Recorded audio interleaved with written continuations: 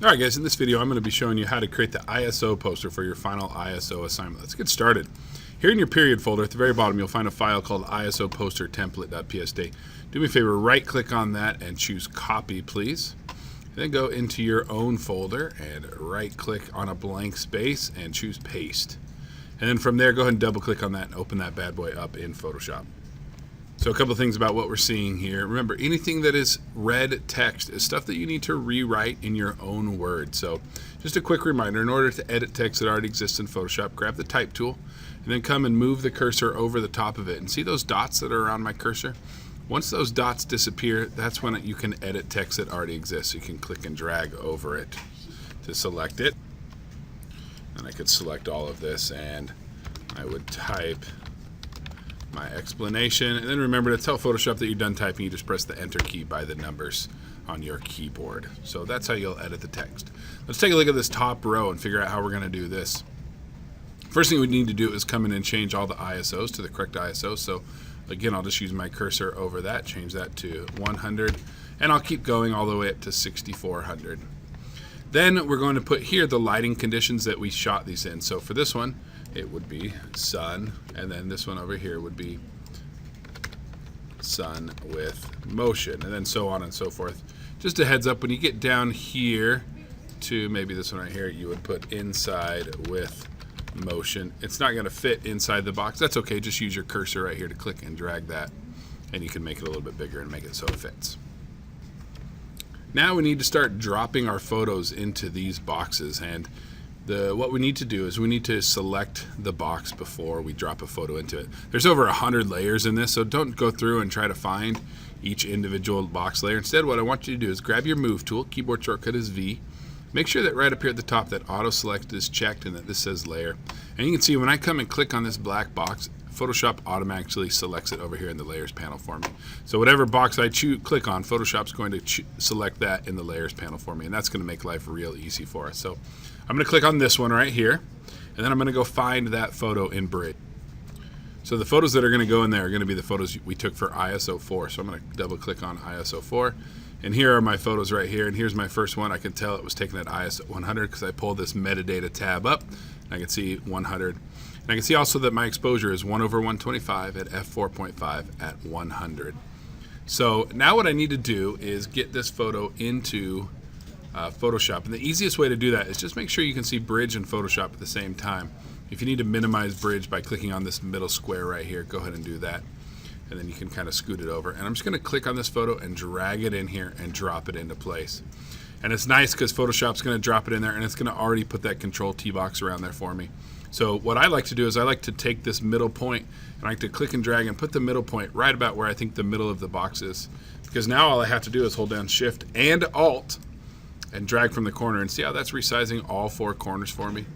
And so I can shrink that down a little bit, and maybe I'll move it down just a touch, and I just press enter to lock that in. Now all I need to do is come over and find that layer on my layers panel. Here it is right here, and just right click on it and choose create clipping mask. When I do that, that layer has to be on top of the box that's behind it, otherwise it will not work. And that's why before we ever added the photo, I clicked on the box. So you can see I click on this box right here, and that selects layer 1 copy, which is this box right here.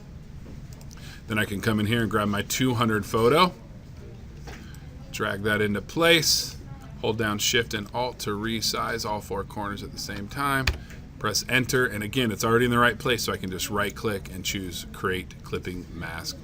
Then if you need to, you can still move it around. You could control T it still if you needed to. You could keep dropping those photos in. So keep going until you have all those photos dropped in. And then the last thing we need to do is we need to put the exposure in. So remember on this one, the exposure was, let's double check, 1/125 at f4.5 at 100. So I'm going to zoom in on this, and with my text tool selected, I'll come in and move my cursor in, select all of this text, 1/125, space, at, space, f-4.5 space at space 100. And if I need to move that, I'll just switch to my move tool again and move that over just a little bit. So there you go. That is how you're going to do the whole first. Real quick, let's just go through the rest of these. These are going to be photos that were either way too bright or way too dark. So drop your photos in here that did not work out, and then give us an explanation of why did they not work out? Why did they come out too bright? Why did they come out too dark? And what was the ISO's role in making that happen? Down here, you're going to put photos that show what happened as the noise or as the ISO is increased and how that affected the noise. Let me show you how I want you to do that. I'm going to go ahead and just click on this first box to select it. I'm going to come into Bridge, and I think I'm going to go with my ISO 2 photos for this. So I'm going to just look at these ones, and I like these ones because they never got too bright or too dark. These ones I don't like because they got way overexposed. So I'm going to start here with my ISO 100 photo, and look at my exposure, 1 second, f5.6, 100.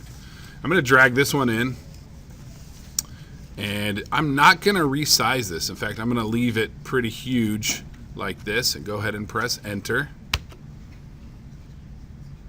And then I'm just going to right click and choose create clipping mask and see how it fit into that box. And what I want to do is move it to a point where I can see like that there's nothing in front of it. So that would be a great spot right there. And then I'm just going to keep doing that, going all the way across, so that by the time I get to ISO 6400, I could click on this box, come in here, grab my 6400 photo, which is this one right here, drop it into place, press enter, create a clipping mask.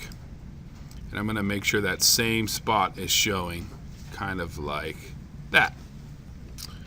And then the rest of this is pretty straightforward. How ISO affects shutter speed. For that assignment, you're going to use your photos from the ISO 2 assignment again. And you can use either your inside ones or your outside ones. Even though we already used these, if you want to use them again, that's fine. Because these are the ones where we set the f-stop, remember, and the shutter speed changed as our ISO changed. So that's what we want to use. And then for these ones down here, your how ISO affects aperture, those will be your photos from ISO 3 that we used. So, and again, I would probably use the ones here in the shade because the ones inside were too dark and the ones outside got way too bright. So I would probably use those photos for that. Once you're done, go ahead and save your work. Be sure to save it as a PSD, of course, because you got a lot of layers in here you don't want to lose. And then save it as a JPEG, upload that JPEG to Flickr, and turn it in on Canvas, and you're good to go.